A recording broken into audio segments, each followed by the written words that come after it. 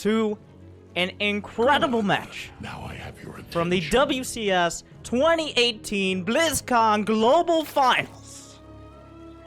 It is my favorite Terran versus the previous BlizzCon champion. In the top right, from Jin Air Green Wings, the dominant and partially only Korean team,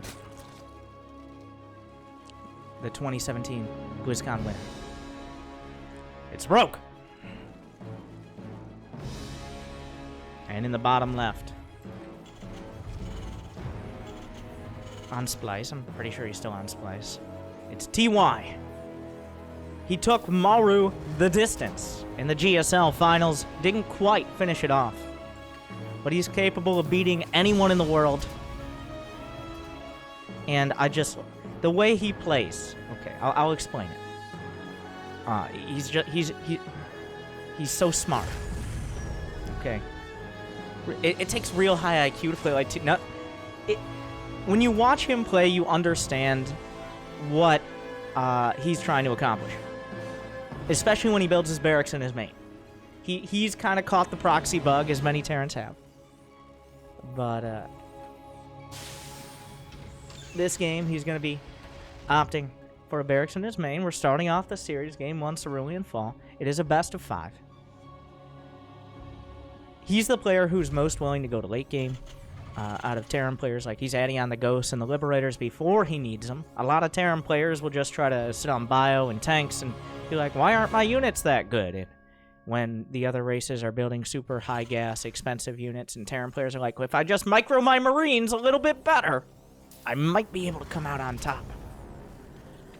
But not TY. First Reaper coming out, nothing else out of the ordinary. Rogue with the slightly later gas to get the quicker third.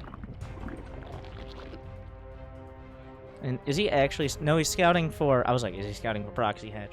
This isn't for Proxy Hatch. This is more for an early pool, where with Zerglings you send out. TY did not opt for the SCV scout. I mean, it costs minerals to not be mining. So he's just looking around to see if any Lings are in position to potentially counterattack after the Reaper moves out. Just going to leave it at home. Full macro on both sides. Zergling speed on the way for Rogue. TY, a second command center, putting it in the back of his main.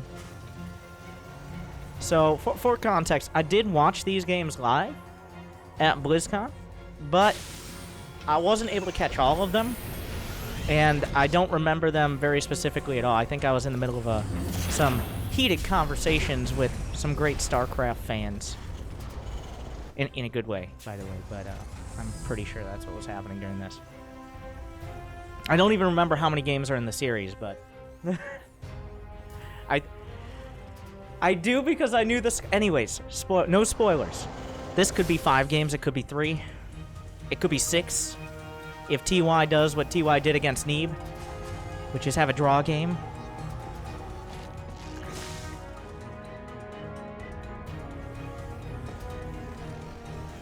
Technically, it could be infinite if you just keep having draw games, but...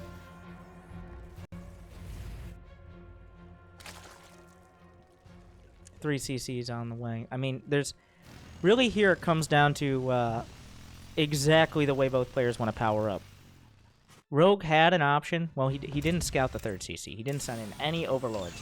But at this point, when you don't really see anything but a handful of Hellions, it's either very committed to an attack, or incredibly economically focused. Rogue trying to hedge his bets by building Queens. The great equalizer.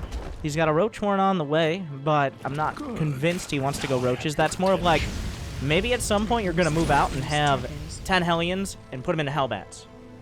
I think that's most of what that means.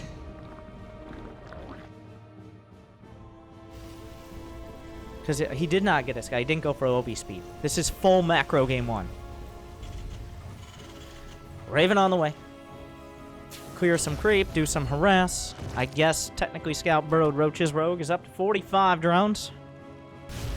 TY catching up in the SCVs, and remember, of course, he has mules as well, which are quite good, worth 4 or 5 SCVs of income most of the time.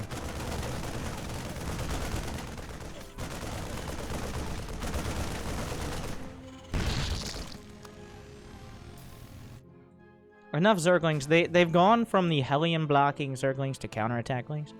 Rogue actually building 5 roaches here, which is such a weird number. Is he going all in? I mean, no, he has 57 drones. He's held off a lair till about the 5-minute mark. So a huge economy. Lots of queens. I'm like, 5 roaches, that's crazy! But he already has 57 drones and 3 bases. No, it's not crazy. I just have no sense of time. Double engineering bay. This is a full power-up. Now, he got additional barracks before getting engineering base. So TY really looking to have enough units to hold on to his base. Some players will go for the full greed, which is double engi bay before additional production. And that leaves you essentially without the ability to attack for like up to 7+ minutes. But TY will have stim, and he will have enough to fight here in a moment. The Raven actually sees. Is he going to throw the corrosive biles? Like, is he going to disrespect TY by throwing him at the Raven?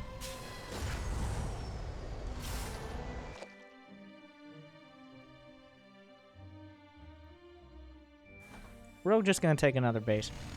And the downside of doing a build like this is just simply, like, you don't have much aggressive potential. You let the Zerg get their creep spread. They get it almost as many drones as they want. The Hellions could potentially do some damage, but only if Rogue is completely neglecting defense. Looks like Rogue's going for a brick build. Roaches and Ravagers. It's called the brick strategy because it has the finesse and utility of a brick.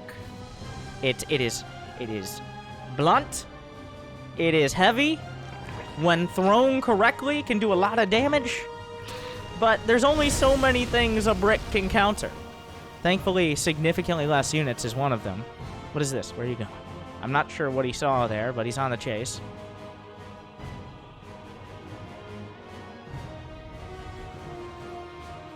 Rogue just making roaches. It looks like he just wants to knock him out in game 1. More Lings on the way. Now, this isn't not knowing what to build so much as he wants to spend more gas on Ravagers. Corrosive Bile's force micro. You're not expecting to really kill Bile units, but just forcing them to micro and not have that continued DPS.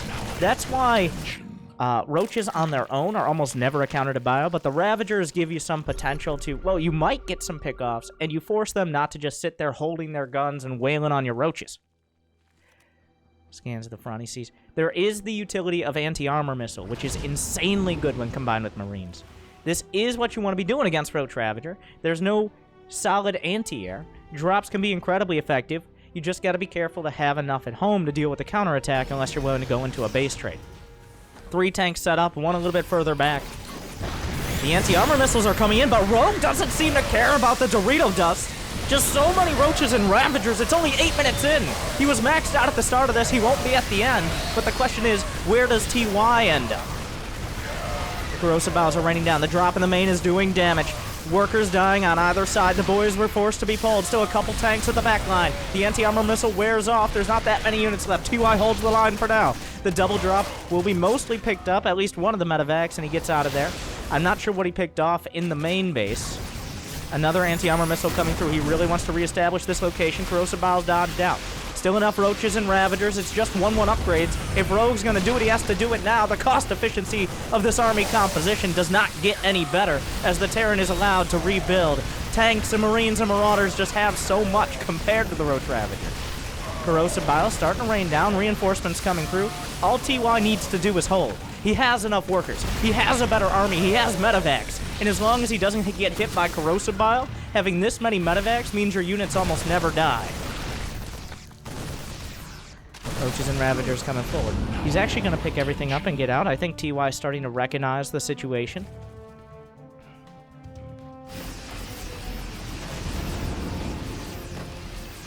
Rogue going to go into full macro here, but this leaves TY. It's TY's turn now. I have no idea, like, Rogue was maxed out, so he felt like he needed to attack. But his entire army was anti-armored. The entire thing. Those were the most perfect anti-armor missiles I've ever seen, especially considering that that TY was forcing the issue. Like, Sometimes you'll get anti-armor missiles, you're like, it hit everything, but then Rogue attack. Like, do you not see the orange? Are you colorblind but can't see the difference between orange and way, way, way more orange? Some might even say, morange? That wasn't worth it. That sounded... No, it didn't sound better in my head. I won't pretend. So now, while Rogue is almost even on supply, it's just... It's a brick! He can chisel it a little bit, but it's still a brick. TY has precision tools here. He has a hammer, and Rogue is caught between him and the anvil. This many tanks. Still the Raven. He kept the Raven alive throughout all of this. He's going to have another anti-armor missile. +2 attack against 1-1. He's got a drop on the left side. I think there were some Liberators in the mix. Going to go to each base. That anti-air super limited because it's committed to the main to deal with drops, or it was earlier. And TY is pulling him apart like a Laffy Taffy. Down goes a queen. Down. These queens are out of position, but he's not mining from 2 bases. Drop at the back of the main. The 1, 2, 3, and now comes the knockout. Anti-armor on half the army. The rest splits back. TY holds the line. Terran through everything. Yeah, a few more corrosive bows will come out, but that's it. He's going to knock Rogue out of game number 1. GG. Solid execution. Good micro.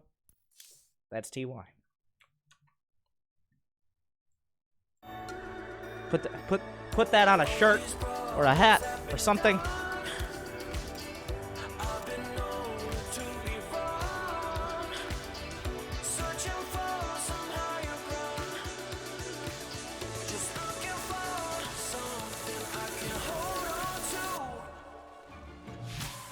Shh. You hear the music. You know the game has started. The epic suspense. But this time, it makes sense. Because in game number 2, TY gonna send out the SCVs. It looks like 2 will be the choice. There's an entire... It's so much different. The number of barracks for the proxy racks. It's so important, like, exactly how many. Because a 2 Rex, well, the counter matters, is what I mean to say by that. So if you're up against a 2 Rex, and you pull your drones to block them from getting bunkers and push the Marines back, that's usually good, if you're able to stop the bunkers from coming up. But if you pull your drones against a 3 or 4 Rex, they're just going to have too many reinforcing Marines, and you're going to lose mining time, and with it, you're probably going to lose the game. But at the same time, if you don't pull your drones against the 2 Rex, they can have an economy behind, and they're not nearly as committed, so they'll have tech, maybe a command center. And if they get any sort of foothold, you're going to be in a troublesome spot. So this can all be solved if you just scout the barracks, which Rogue... TY has found the right spot. Unfortunately, Rogue is going for a pull first. So even though he might not see the barrack, that was all considering a hatch first, which is not nearly as much of a guarantee as it once was. But, this is not a hatch first. Oh, does he see it? Does he see it? Does Rogue? That SCV. Oh, he saw that SCV. He knows. He knows. Yeah. He knows exactly what this is now. He can bank up larva. He's already building a roach warren. Now, unlike when you go hatchery first, the hatchery is not done. He can cancel this. He doesn't need to. But, getting the roach... It might just be better to go for a clean break. Is the simple version. Building Zerglings now, more than a handful. He's going to build 2. This is mostly to make sure that TY doesn't just run up the ramp with 5 Marines and get a lot of damage done. But building Zerglings now would slow down your follow-up, which is, of course, the roaches here. He's going to let the hatchery die. It's a hard wall for TY. So Rogue does need to break this. I mean, how many... Remember, this guy is on the same team as Maru. TY decided to proxy Rex a guy who's on the same team as Maru.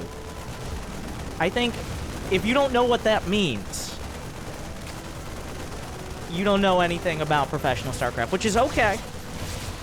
But if you think he hasn't dealt with every version and its grandmother of proxy Rexes,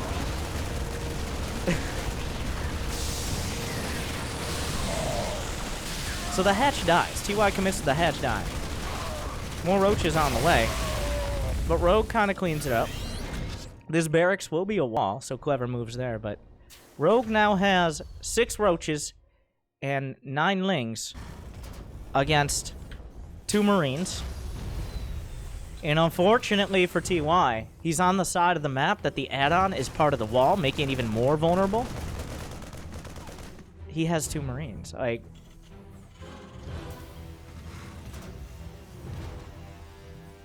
there's no units here. He's building a reactor, which is quite greedy as well. It takes longer to build. He wants the Cyclones, or at least Hellions. Just in general reactor, but 1 Ravager on the way. Now the add-on isn't done building. You can't repair it until it's done, which, don't ask why. Oh, no. It's a disaster. If he could have repaired that just for a few seconds. But he can't. I've got some smart people in the chat telling me things that I didn't actually know. On this map, because of the layout of the spawns, the add-on is always part of the wall. Not if you wall off with 3 depots, I said. Being a smartass.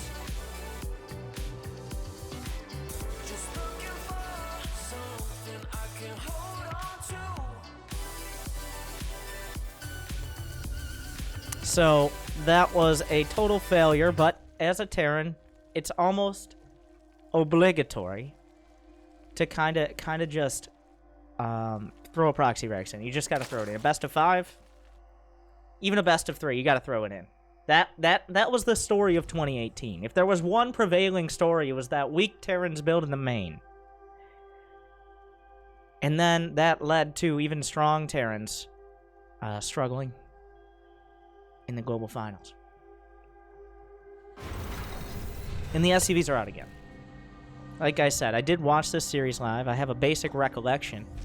But the details, I didn't quite remember. I don't quite remember.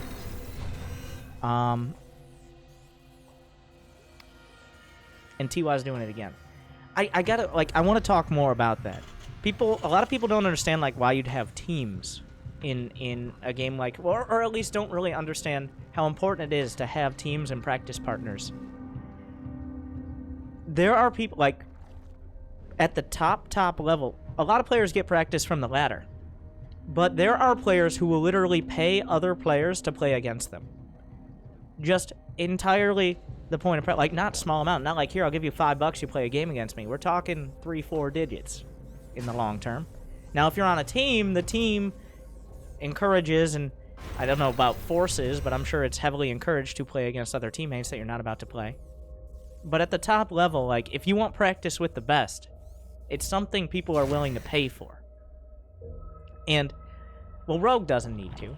Rogue is on the same team as Maru. He was on the opposite side of the bracket. I don't know how much they practiced together before BlizzCon, but I'm sure hundreds, maybe thousands of times, Maru has proxy raxed Rogue, whether recently or in general. So Rogue has to have the perfect calculus on exactly what to do, or on paper at least, exactly what to do against the proxy racks. And now we have drones off the line. We have links. This is only a 2. If this was a 4 Rex, this would be good for TY. But he only committed to the 2 again. And there's just not enough Marines to overwhelm the links and drones. He's just blocking it out. A couple drones do go down. TY does make some headway here. The bunker... Now, this is an oversight. The bunker should not have finished. The bunker shouldn't have finished, but it did. And this will force Rogue off the line again. He is building Zergling speed. The Queen completes. I don't know how big of a factor it will be. But he should have left 1 Zergling or 1 drone back there. The bunker will be salvaged. Yeah, he's not going to be able to get to that. So when the smoke clears, we're going to have to ask, at what cost? Once again, TY, the add-on, going to be part of the wall. Well, actually, he might just land the factory. There's no units at home. He might need to build a depot in that wall. The barracks are in flight. He's trying to cut off. The SCV scouting for exactly this. The Zergling speed is done. These Marines are dead.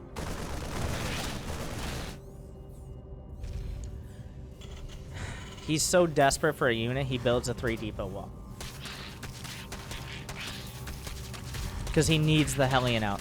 Because he has no Marines at all. Oh, God. It just keeps getting worse and worse. He's making headway. He's still going to hold the line. He's going to sandbag, but there is a command center coming up behind, but Rogue was droning as soon as he realized he wasn't going up the ramp. He saw with the Overlord. Right? Did he see with the Overlord?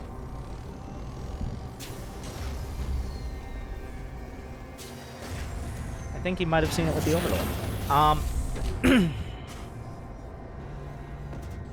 He started building drones.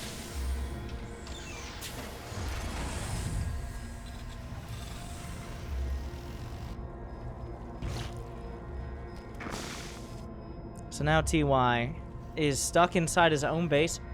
There's this awkward... Now, it's almost impossible for TY to know exactly... He's given up map control, and that means it's very hard for him to get the information as to whether Rogue is building drones, if he's teching up. There could be a Baneling bust. He doesn't know. So going down his ramp is a risk, but it's probably one he has to take. Like, if there were 30 Zerglings down here and these Hellions just died, even if he didn't get up the ramp, that's probably it. That's probably the match right there. But TY's options are limited based on the strong defense of that very committed opener.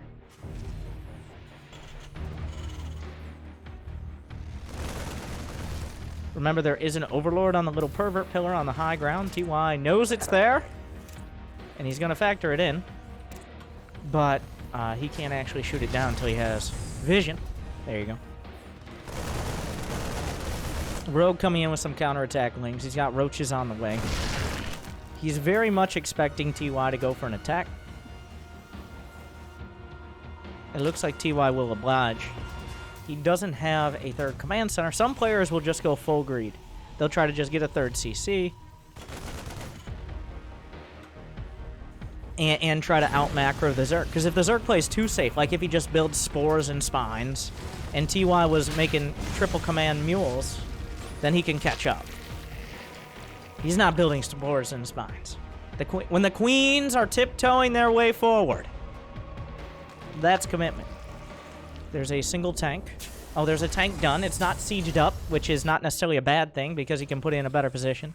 I think he sees the attack. But the Marines caught by surprise. The Lings get the wraparound. The tank. The Marines are still on the depot. He can go up the ramp. No, they're on the depot. Don't let him up there. Oh, well, he lets him in. The amount of units that TY has is being dramatically reduced. GG. And Rogue kind of, he slaps down. He slaps him. He did the forehand, and then he did the backhand against the proxy rags. And the backhand hit a little bit harder, but it took a little longer to come into.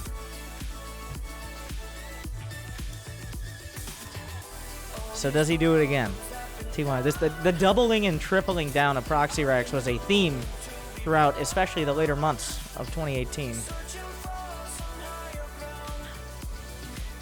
TY looked very strong in game one. Rogue tried to kind of come up with the timing. He tried to come up with options, and he just didn't find them. In game one, TY did full macro, and he looked good. I mean, it is lost and found, so it's likely to be full macro again. Oh, God, wait. I swear, I know I watched these games before. You might be thinking, like, oh, he's just trying to split. No, I actually thought he opened up with a barracks in his base. So that shows you how good my memory is. These are like a week ago. And it's one SCV, though. Okay.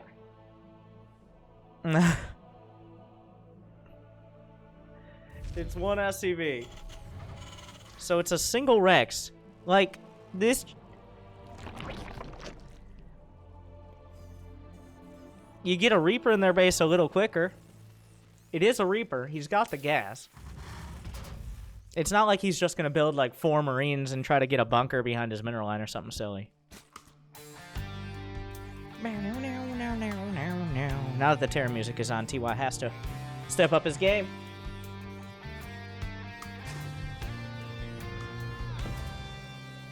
But I want to talk more about TY because I love talking about TY, as long as he doesn't proxy racks. The things you look for. TY is one of the only Terrans who regularly goes to 100 SCVs. And I'm not saying, like, he thinks it's good to go to 100 SCVs. He's just so focused on macro and, like, just continued economy. He doesn't hit timings a lot of the time. It's like, oh, I'm just building SCVs. It's part of what I do. Obviously, 100 is far too many, especially as Terran. He's also a player who will kind of go... He will go from bio into mech to an extent. There will still be bio. And also, by the way, he's the only player who has successfully used mass battle cruisers against Sky Toss. I don't know about ever, but in GSL, if you haven't watched TY versus Trap, a 50-minute game with battle cruisers. That reaction time was ridiculous, by the way. Oh, he thinks it's barracks. Okay, it wasn't a reaction time. He was reacting to the bunker at the front. And he's like, oh my god, did he do it again? He did, kind of. But now that he knows it's a Reaper. And it gets there, of course, because of the proxy reaction for the SCVs. Also, once we're on TY, TY is my favorite Terran. And Special, his close practice partner and friend, right behind him. But if you haven't yet, and you're looking for more StarCraft games to watch, do yourself a favor and watch TY versus Neeb on 16-bit, and then also, from that same series, watch TY versus Neeb on 16-bit. I know what I said.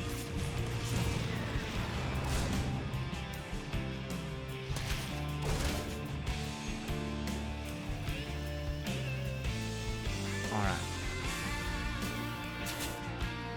Is there no... Where is the Queen? The Queen's at the front. He only built one. Well, to get the third hatch while also having to pull some drones and build links means he didn't quite have the minerals for another Queen. So TY just being incredibly annoying. It does cost him, though. Doing a proxy racks delays your economy a bit. It delays your tech a bit. You're not going to be able to get... Well, he's building a starport in his base now.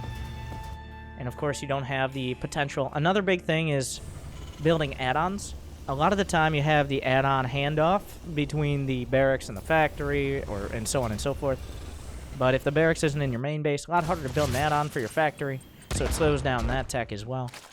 But TY deems it worth it.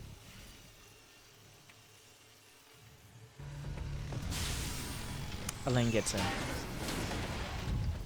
I don't know if he was micro... That sucks for TY. Oh... If he could have just stopped that Ling, if it dies before it gets up the ramp, does not see the third command center, does not see the tech lab starport, does not even necessarily see, well, it probably would have seen something like the reactor Hellions. Command center upgrade. And these are all, this is information that Rogue wouldn't have had. So he has to work with imperfect information. But when you get up and you see the third command center, when you see there's no additional barracks, when you see a tech lab starport, there is no army coming across the map to kill you. The only option he has are a handful of Hellions and maybe like a Cloak Banshee. So right now, Rogue knows, oh, just build a few more Queens, a few more Zerglings, and then make all of the drones. You might be like, how many drones, Winter? They say, surely, like 20 or 30. Oh, wait, that's a big number. I should have been like 10 or 12. I'm like, no, like 30 more drones if he wants them. Because TY is miles of having any additional pushing potential. Like, until he gets stim and a couple tanks and medevacs, there's really no other options. But once again, it's not really, well, oh, but you didn't factor in the Raven auto turret. Of course, he kills a Queen. No, wait, he killed a creep tumor, not a Queen. Huge impact. But in game one, it wasn't the exact same scenario. But in game one, it was a similar scenario where TY powered up. He didn't have much pushing potential early on. Rogue decided he was going to go for a big attack. TY, even though he had less supply, deflected it and then punched back way harder. This game, I would say TY has a little bit less counterattack potential in the mid-game phase. But he's going all out. He's at 51 SCVs. I don't expect that production to stop anytime soon. double upgrades. Barracks 4 and 5 coming online. I wouldn't be surprised to see 6 and 7, though that's more from Terrans that really like playing the mid-game style. When you go over 5 racks, essentially means you can't produce out of all your racks and also transition into a higher level of tech. You'll see Terrans that just love, like sometimes Maru will have 8 racks and be like, I'm gonna micro Marines until I win or die trying. A handful of Ravagers. Rogue, once again, going for the Ravager style. Well, getting the Roachhorn is partially because of that imperfect information. He got in with the Ling, but even if you see a tech lab upgrading on the barracks, doesn't necessarily mean it's not mech. Maybe he just likes the Ravager Baneling, but overall, and also a Spyron, is he actually going Mutas? Are we going to see Mutas? I thought Mutas died in 2015 when Legacy of the Void came out, but no. The best time for Mutas is if you can actually use them on offense. Their entire point is to harass. Is that... I don't know. Are there enough Marines? Tank pickoffs are big. He's gonna get... nothing. He killed 4 Marines. This is very exciting. Ha ha ha. He killed 4 Marines for 40 Zerglings. Well, I'm sure some Zerglings died to other things. Oh, the +1 Carapace just barely finishes. He does get the snipe on the Evo chamber. These were here to block out Hellions. Still a bit of a risky position against the drops. TY's starting to put some pressure on now. 10 Mutas on the way, but here's the big danger of going for Mutas. This push is here. It simply is better to have Hydras on the ground. Like, when it comes to fighting an army, Hydras are just better. Mutas are not fighting units. They get efficiency over time. When they kill SCVs, they kill medevacs, they kill drops. But the army is here. He's knocking on his door, and Rogue must answer. The Muta's already going to start to go to work, but they are spotted by TY. That should inspire some basic Muta defense. Maybe we'll see some Thors, just continued reinforcements. He's pushing onto this 4th base. Rogue doing his best to make those Mutas effective without losing that huge investment. But drones are already under fire, literally and figuratively. The Banelings are coming in, but the tanks are well positioned. He's off the creep now. TY stands his ground and fights forward. He's tearing through the front. He's gotten the first round of Banelings. The second one's coming in. TY not quite noticing underneath the Mutas. The real benefit of Mutas is not to kill Marines, but to make it look like you don't have Banelings underneath them. That's obviously what he built them for. Kappa HD. 5 more Mutas on the way. Rogue loses his 4th. A critical component when you're going for this heavy Ling and Lisk production. Well, if you're only building things that are Lings and Lisks, you want more... as many hatches as possible. He's already got an extra macro hatch in the main. It's because you're building so many cheap units. Now, Mutas aren't that cheap, but Lings and Manlings sure are. So if he doesn't have the larva, he's going to start banking up money. And that's not because he's a noob. It's just because when you're building these units, you literally can't spend your money. Of course, you can build more hatches and all that. He maintained most of his drones, but TY, he's got a 4th. His 2-2 is on the way. The 3rd base fully locked down. 73 SCVs. Production online. Another factory. He's going for Widow Mines. He knows how to counter this. He hasn't decided to press the issue on the opposite side. He's going to try to catch the Mutas out. Are there any Thors done? No Thors yet. 15 Mutas on the field. Rogue is doubling down.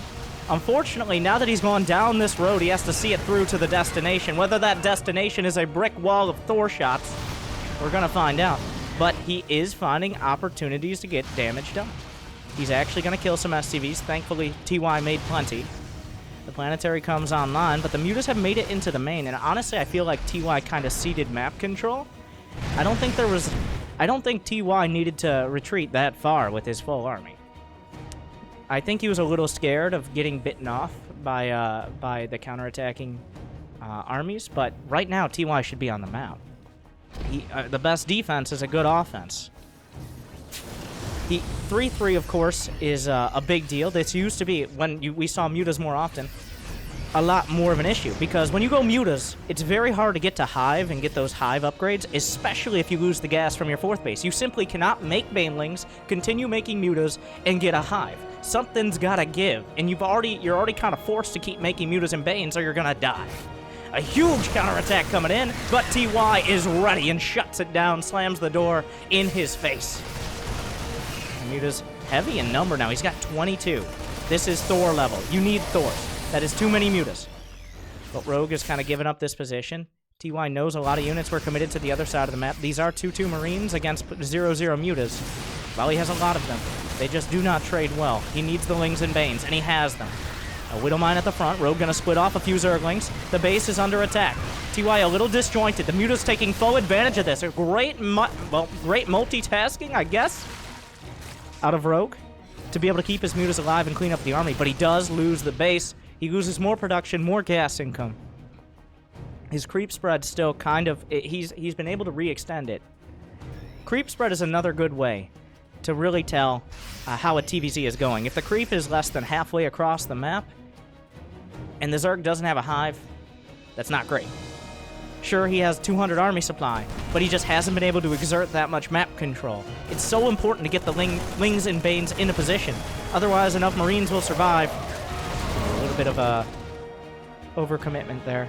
And TY gonna lose some of his drop on the left. Not that it's a huge deal. He's still at 200 supply. He's got 3-3 on the way. He's got double factory production. He's adding triple factory production.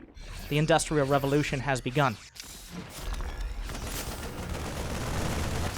Another base exposed. And Rogue has to be very careful. If he splits, like, for example, if he sends his Mutas to a location that has heavy anti-air, just because he's trying to put out all these fires at the same time, they all die. If it just happens to be a Thor and 16 Marines with 2 medevacs and he brought 25 Mutas there, it doesn't matter. They're all dead.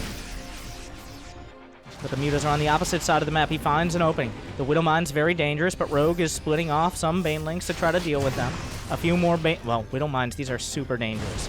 The base will fall. The Mutas find damage. But TY does have counterattack potential. Drops going to the main. The Banelings are rolling. Oh, big hits from downtown. The Widowmines extend to essentially maximum range. He's dropping on the Banes to draw out the fire, but at the same time in the main base, Thor's getting picked up and picked off. But a lot of damage done to the Mutas as well. They do heal, but it takes some time. Trying to corner them. He's doing his best. If he can get rid of these Mutas. This is thousands of gas. 2,500 gas. I don't know how many Mutas.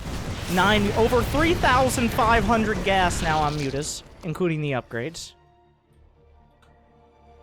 It's a huge investment. He maintains it for now. And those are the only thing. If those Mutas die, TY goes across the map and likely wins the game. There's not even a hive. Oh, a huge Widowmine drop with drilling claws. Burrows in, forces the Mutas back home, and that should open up the map for TY to move forward. But wait, there's a Baneling mine. He was able to counterattack here. Does Rogue? That Baneling mines are sometimes underwhelming in how little they actually kill. I think that killed about 7 Marines. So, like, cool, but the amount of attention you have to pay on the map, and that's why you don't see them that often. It's not so much that they don't have the burrow and the resources for burrow, it's they don't have the resources when it comes to APM. The hive finally on the way.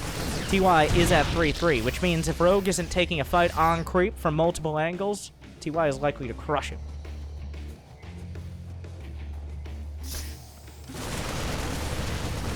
And remember, every time Banelings attack, they die. They have to be replaced. The Muta's looking for an opportunity, but even a dozen or so Marines without medevacs are still scary. Widowmines could be almost anywhere. Drilling Claws, incredibly good. The Baneling's looking for something that isn't a Marauder and just not finding it, and then just giving up on life. Hive is taken down. If he could actually get to Hive Tech without losing too much economy, in comes Rogue from 2 different angles. The Baneling's rolling forward. The Widowmine's negated right off the bat. He does have the detection, using the creep to its fullest. Over that Widowmine. No, Rogue minimizing it still. Maintains the supply lead. TY is beaten back, but the objective was accomplished. He killed the base. He traded out. He can rebuild. Rogue, if he keeps losing these bases, losing this gas income. Rogue has 1,000 gas a minute, but that gets eaten up very quickly when you have to build tech and Banelings and more Mutas. But he is making his way to the Hive Tech. And this is a risk. TY doesn't have a Ghost Academy, right? He doesn't have a Ghost Academy.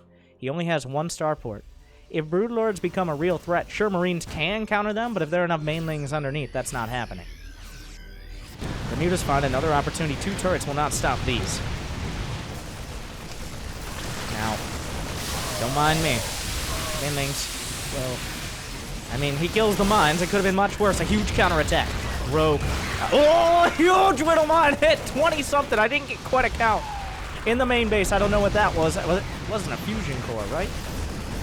The Muta's finding some counter damage. There are more starports in the main. He's cutting off the counter to Broodlords, but at the same time, TY also cutting off his income.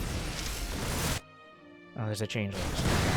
Another Widow Mine hit, scatters over. The Marines run behind the Marauders. Save me! And he is safe. The Thor survives. It takes about 90 Banelings to kill a Thor, give or take. A handful of Lings, but suddenly, with all the Banelings gone, the Muta's cut down. The bases shattered. The supply drops. TY did as well. But TY mostly lost Marines and mines, even a few medevacs. Losing bases, losing Mutas. That's permanent damage for Rogue. TY rebuilding quickly. There are Vipers and Broodlords on the way, but 3 Broodlords aren't enough to turn the tides.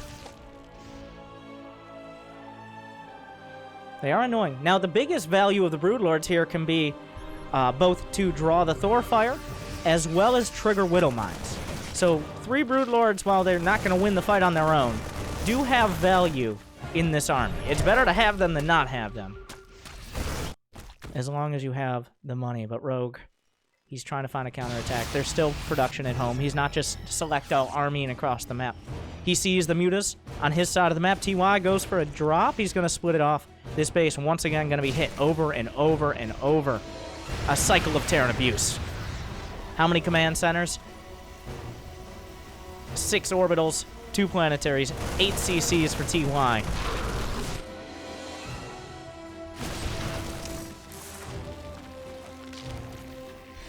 Another drop on the bottom right side. Like, Rogue, he knows this can happen. He knows this is going to happen. He's just struggling to find the right place to put his units, while also maintaining some presence on the map. He needs to pressure TY. He needs to keep TY from just being able to go around wherever he wants, but this army is dealt with. But there's a double drop in the main. The base to the top left was taken out, and another attack on the left side, still threatening to do damage as well. While you might cut off one of TY's attack angles, the other 2 are quite a... Well, Banelings are good. That was not as efficient as it could have been. There's still a Thor. The Broodlord's going to try to come in to deal with this. Will they be enough? Still 3 Marauders. There are 2-3 upgrades. He wasn't able to afford the +3 melee attack. He's getting the Carapace upgrades for the Broodlords and the Mutas so that they don't die instantly to Marines. The drop in the back. He actually picked it up and got back in. Rogue starting to fall apart.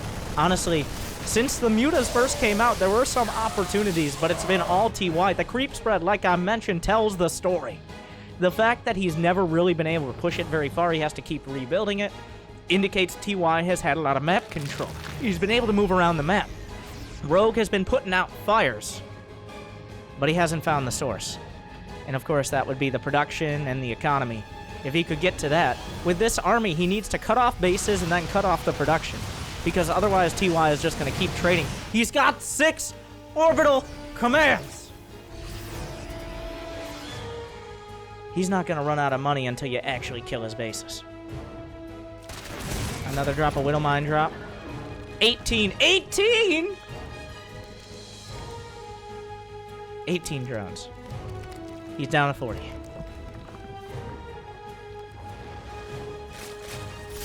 A counterattack with Lings, but...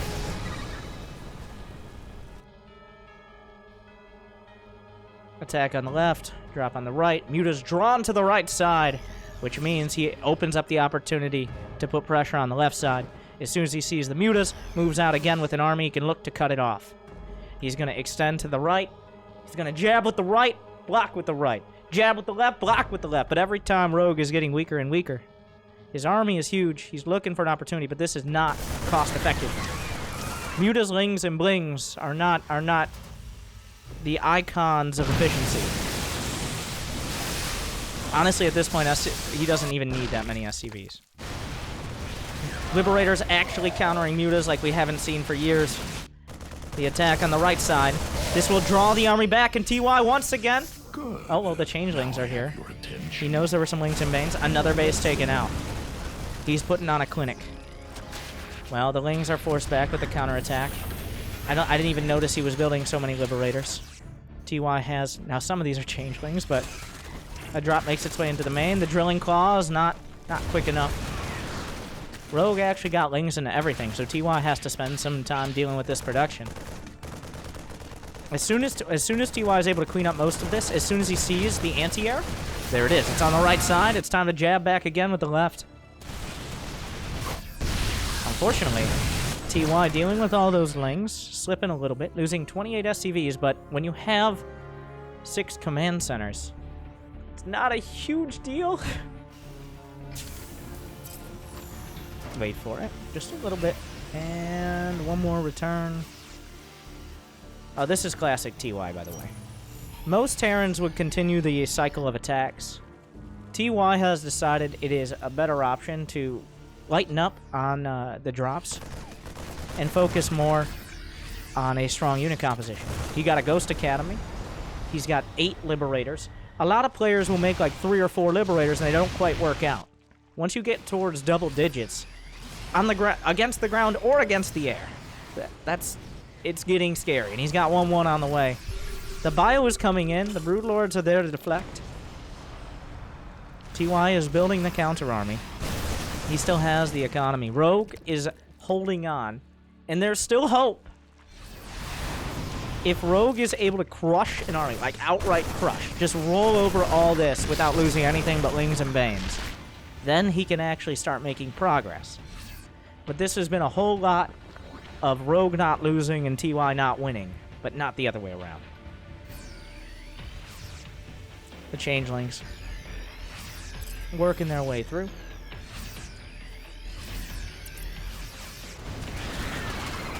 Parasitic Bomb split against it.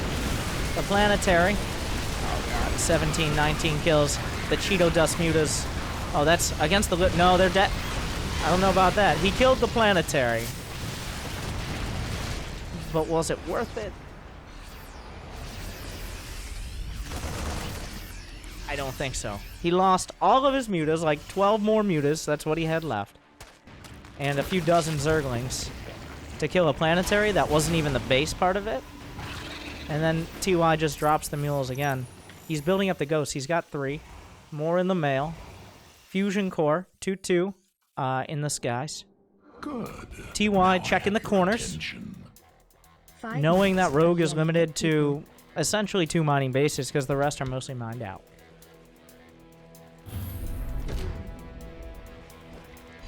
Good. Now I have your attention. Some Lings will make it through. Well, they'll be turned away at the gates. TY preemptively denying this base now. A counterattack coming through. Rogue is trying to build... Well, he's trying to build the Death Ball, which is Broodlords and Vipers. Air superiority can translate into ground superiority with the Broods. Birdlings all over the place. It's annoying. Is that a second Ghost Academy and a third Ghost Academy? TY is using the nuclear option. Advanced ballistics. Cloak for ghosts. Looking for an army here. He doesn't want to get caught. The preemptive scan. That's not to clear creep. He just doesn't want to be... He's just being careful. When you have more energy than a room full of preschoolers, 6 orbital commands, you're usually all right to scan. I love that. That's so cute. He unburrowed just a handful of the Lings, so that way TY wouldn't think to scan, and then he left more Lings. Even despite everything that's happening, those tiny little moves. It's like, no, we're not done.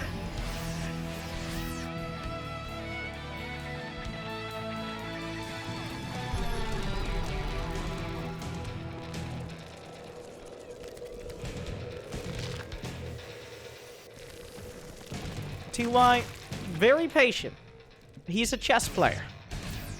He's going for the checkmate.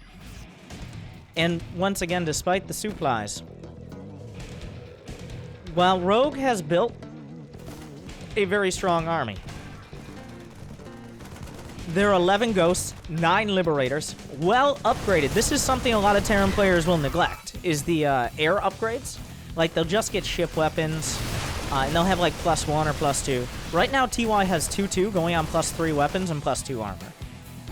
Rogue, on the other hand, I mean, he does have air upgrades, 1-2. But that's another thing that a lot of Terrans just kind of let, even at the top level. Oh. Anti-armor missiles hit, but so do the parasitic bombs. Splits on the medevacs, loses the Raven.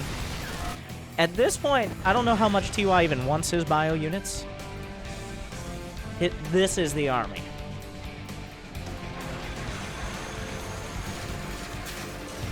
The Venn diagram of freedom is set up.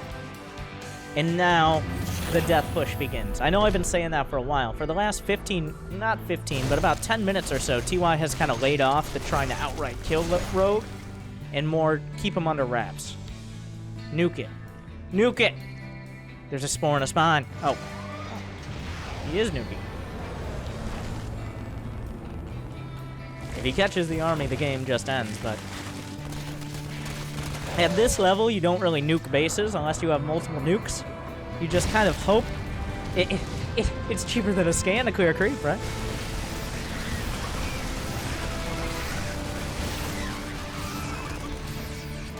TY gonna take both corners.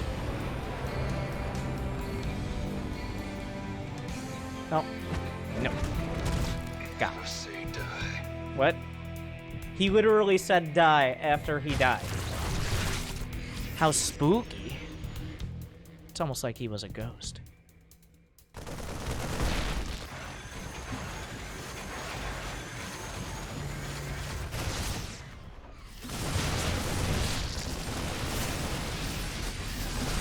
Rogue has not... Now look at the banks. As a Zerg in this position, in the late game position, you want to have several thousand gas in the bank.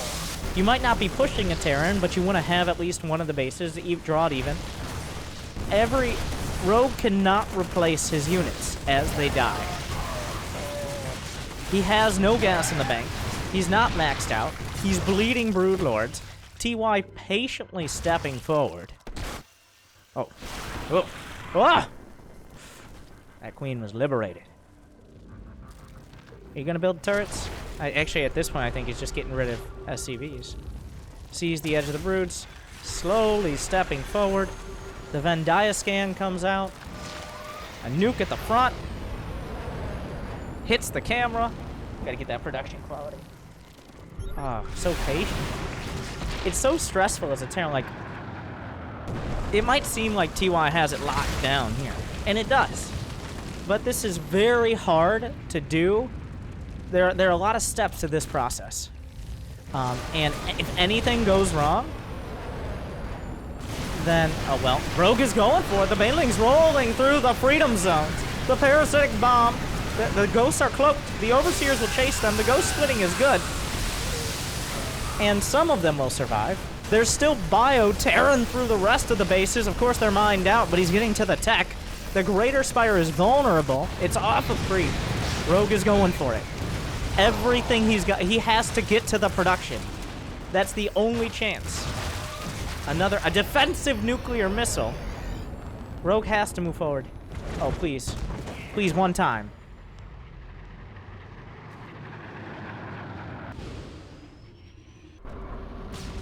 It hits nothing but the trees and the rocks.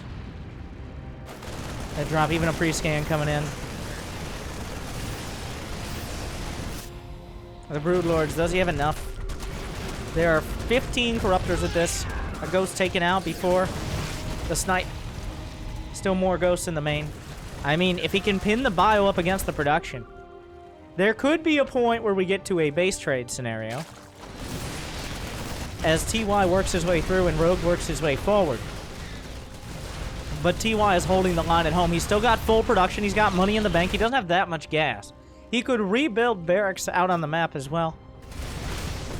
Rogue needs to crush through the main base. How many Overseers are there? That's actually a threat. Like, there are only 4 Overseers. Anti-armor missiles! Where did the Ravens come from? Well, they're here now. And the Liberators! The splash damage! A tsunami through everything. The Broodlords, there's no air left.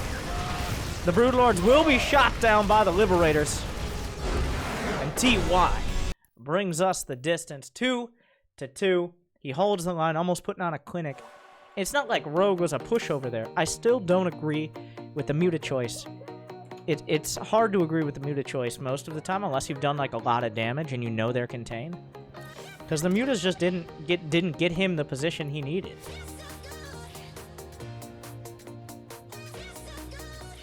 He made a lot. He got a lot done with them, but if he had gone Hydroling Bane, I guess the intent. Maybe he misjudged exactly where TY would be in the game. But a lot of the time when you see mutas, they just don't get the work done. Will he go rogue like that again? TY. TY? Oh, TY.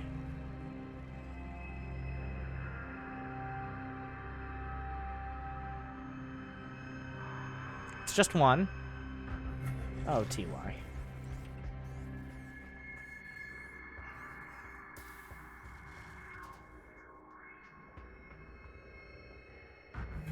In both games, he actually committed to a Proxy Rex. Rogue slapped him across the face and made it look like he shouldn't even be in this series. So TY, for the third time in Game 5, is going to do a double Proxy Rex.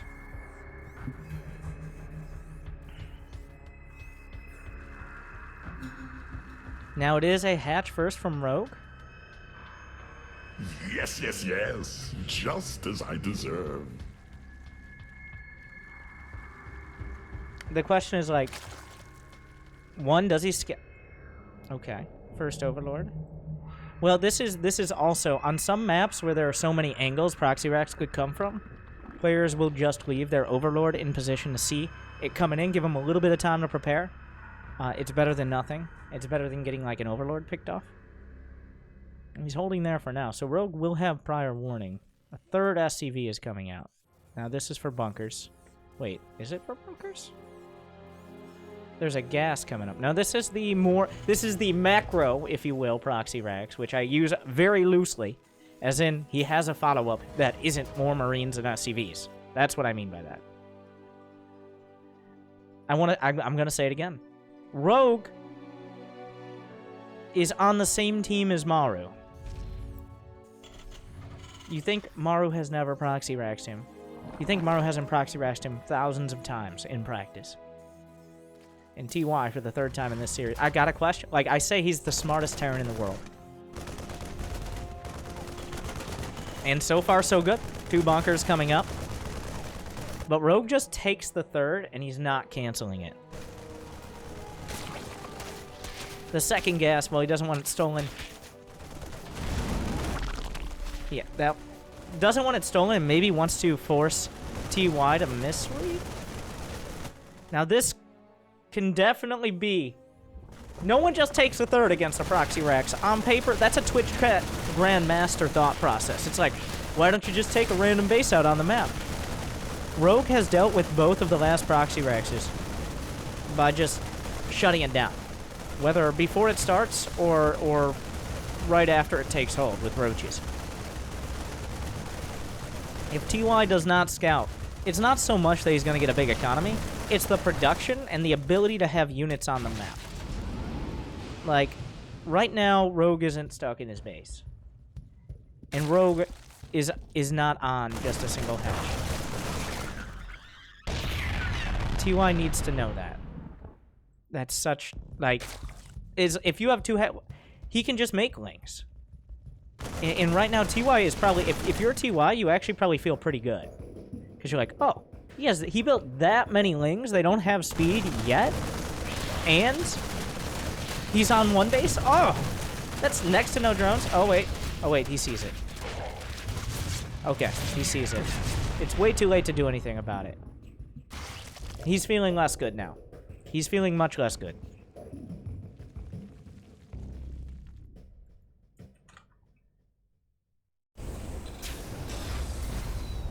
So, when we look on paper, what did it accomplish? The investment TY had of putting those bunkers down and committing to the barracks on the map and all the mining time on the SCVs and building all those Marines that are now dead.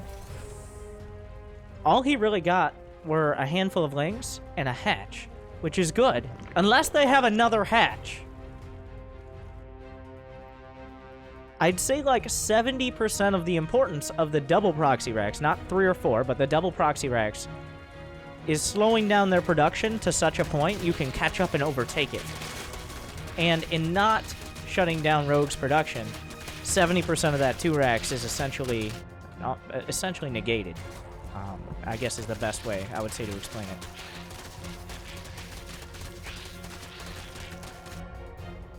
And I believe the medevac was spotted out by the Ovi. Not 100%. Now he does have some zoning Ovis. Creep is on the way, a roach warning. But Rogue has 41 drones. TY has 2 CCs. I say this because 3 CCs are not uncommon. This is a cute move. He's baiting with the medevac. The units come back. The Lings are here. In come the Hellions to the 3rd. The Queen's even out of position. Oh, lot him up. TY is on fire. Maybe not a great start with the 2 racks, but that was a great move there.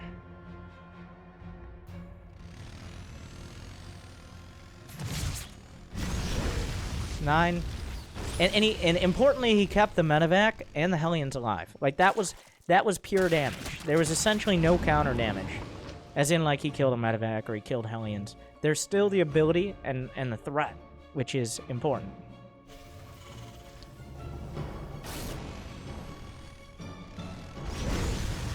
This is gonna keep, like, this keeps Rogue from being able to counterattack, keeps him honest. It forced out more Zerglings. And also some basic scouting and creep denial. It's not huge, but some Zerglings out on the map, which means they're not back here to defend against the Hellions. I'm surprised TY didn't commit there, but he probably expected the Zerglings to be right behind. TY playing very careful. He's recovered well. Oh, no. So TY is going for a heavy 2-base attack. How much does Rogue know about this? He saw that Stim was producing. Stim is actually done now, right? Yeah. I don't know if he knows for sure there's not a 3rd command center. The tanks are kind of hidden, and that's intentional. He knows there's an Overlord on the high ground. You don't want to give away the fact that you have all these tanks. I might be just overthinking it, but the problem here is Rogue is going for a mid-game timing defensively. He's building a bunch of roaches. He didn't make 80 drones. He didn't go for a 4th. He's not trying to go, like, to Aspire. He's just building... This is literally a brick wall, is what he's building. TY is putting all of his energy and all of his production, all his economy into this attack. There's no additional command center. There's no additional production. This is the attack, and it needs to do damage. And it can do damage because there's no... Well, roach speed should be done, but 1-1 will not be done. It's still a lot of Marines. He's hiding it. Okay, that was intentional, but he's trying to hide the tank count. Now, Rogue knows there's tanks, but he might not know there's 3. Already Ravagers on the way. The fact that he's doing this is already a given. It's a lot of roaches. Scanning forward. Got to get rid of the creep as soon as possible. He needs to be able to siege up very close, but look at the supply! 151 to 109, and while Roach Ravager is not as cost-effective as Terran, that's quite a gap.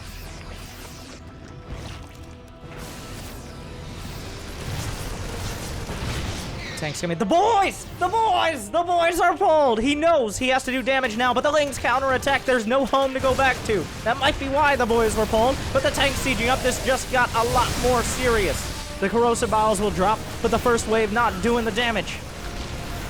There's still Marines in the medevac. Get him out of there! He will get on top of the Roachhorn as well. The base has not been taken out yet. It's not been to 3 HP. It goes down. The Broodlings will join the fight. The Lings counterattack from the back. 1-1 is done for Rogue. Very important against those tanks. The Marines are holding the line. No drones were lost. He's down to 22 SCVs. He killed the base. He didn't get the Roach Warren. The upgrade's finished. TY did a lot of damage, but it wasn't unanswered. The Zergling counterattack killed SCVs. He lost a lot of his tanks. All of the tanks he had. It's 61 to 112 supply. I mean, Marine tank is still some of the most cost-effective army you can build, And also, Rogue lost his third, which is a lot of larvae. But he is building roaches. If it was Lings and Banes, that'd be a huge blow. But with roaches, you don't need quite as much larva to get through. Stimming again, he might finish what he started with that roach horn. Getting some pickups. And I'm not trying to make it sound like this is even. TY is in a bad spot. He's dug himself into a bit of a hole here once again with the 2 Rex. And just trying to dig himself out, but it's getting deeper and deeper. Now, medevacs are very cost-effective in this scenario. He needs to keep him busy. Ideally kill drones, ideally trade for army. Not that much. This medevac is unfilled, but Rogue might not know that. Mules will be dropped. TY's economy is on life support. He can eventually lift to the 3rd, maybe. Killing the 3rd was big. He's building all the units that give him options. Rogue loses overlords. In fact, well, he had all the overlords. He went up to like 150-something supply before, so he was building plenty of boats. More creep is cleaned up, but he's going to need to be a better oncologist before all these tumors are gone. Medevac coming in. Just drawing units back. Once again, Rogue doesn't know if there's units in there or not. TY pretending like he's going to go take a 3rd. Rogue building 17 more roaches. These are decoy medevacs. It's kind of sad that this is what has to happen now, just for TY to keep enough units back that he can move out on the map and maybe not just die. But he's working with everything he has, even if it's empty medevacs. 167 to 111 supply. 2-2 is not done, so those upgrades haven't kicked in. A Ling counterattack coming out as soon as he realizes he's dealt with most of these drops. TY does have enough at home. That means Rogue's starting to wonder, where is the army? He's looking for it. He forces TY to siege up, and he's not at the base. This is not an incredible angle to fight from. Scan coming in. If 2-2 finishes, oh my god, the army supplies are not that. If 2-2 finishes, though, that evens up. If he has 2-2 Roach Ravager against 1-1 and that much of a supply lead, that's a hard sell. At this point, it looks like TY just wants to try to max out. He wants to force a fight. If he could magically get to 200 supply and fight Roach Ravager, he'd be very happy. Unfortunately, I don't know if magic is about to happen. A double drop on the left. Is there anything at home? This will force the attack from Rogue. The tanks on the high ground. He will force him to retreat. This base is under fire.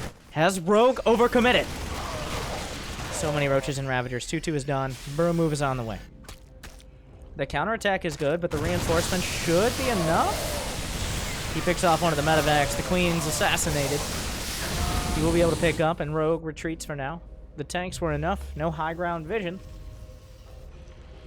And Rogue is brought back down to 2 bases, making the dream of maxing out, well, the dream is alive. Not much more than that, but the dream is alive. Because the upgrades, like, even though Rogue has been reduced on production, he's already invested and had his upgrades pay off. He's got Burrow move about to finish. TY has to take the 3rd. If he wants to stay in this game and not just all in, he has to go to the 3rd base. I believe TY scouted the Roach Warren upgrading, and that's how he knew. He scanned and saw the Roach Warren upgrading when Roach Speed was already done, I have to assume. Oh god, there's a changeling in the army. Rogue knows exactly when TY is moving out to take this base, and this is when he's most vulnerable. He knows where the bio is and is not.